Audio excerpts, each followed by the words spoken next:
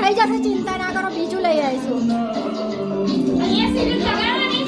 હા 50 મીટર લાયા છે.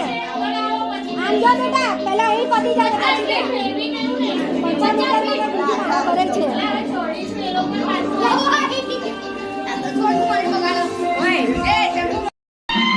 બોલો ગણપતિ બાપ્પાની, ગણપતિ બાપ્પા, ગણપતિ બાપ્પા, મંગળ મૂર્તિ, મંગળ મૂર્તિ, ગણપતિ બાપ્પા, મંગળ મૂર્તિ, ગણપતિ બાપ્પા.